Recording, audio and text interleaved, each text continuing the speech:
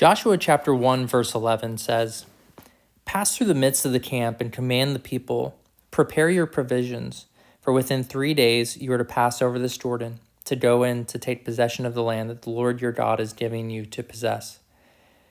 Now, one of the things we see here is Joshua is now taking leadership, and he's officially leading the people. He's giving kind of a plan of action, and he's being specific. He's telling the officers, as we saw in verse 10, he's commanding the officers to now go pass through the midst of the camp. So I want you to tell everybody in your circle, in your clan, in your tribe, all of these officers pass through the midst of the camp, make sure everybody knows, and command the people, all the people. Again, this promise, the promise of the land inheritance, this promise is for all of God's people. It's not for some of God's people. It's not for the leaders of God's people. It's for all of God's people. So remember that. When God makes promises, it is for his people, all of them.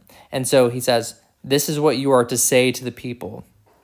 Prepare your provisions, get ready, for within 3 days, being specific here, 3 days, you are to pass over this Jordan River, to go in to take possession of the land that the Lord your God is giving you to possess. And this right here is key. Look at this, what Joshua says. Pass over this Jordan to go and take possession of the land that the Lord your God is giving you to possess. Notice what Joshua is doing here. He is having absolute confidence in the Lord's provision, in the Lord's blessing, in the fact that the Lord is going to provide, in the fact that the Lord is going to be faithful as always, in the fact that God is going to provide everything that he has promised. This is what Joshua is doing here. He's commanding the officers. He is inspiring faith. He's passing on his faith to the officers and now to the people.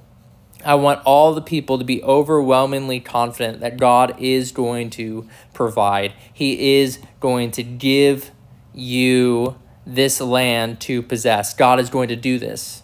And this is what makes really a great leader in the church, in Israel at this time. It's someone who points people to God, someone who tells people and leads people in the fact that you can trust this God, our God. You can trust him. He is trustworthy. This is what Joshua is doing for the people of Israel. And so this is Joshua 1:11.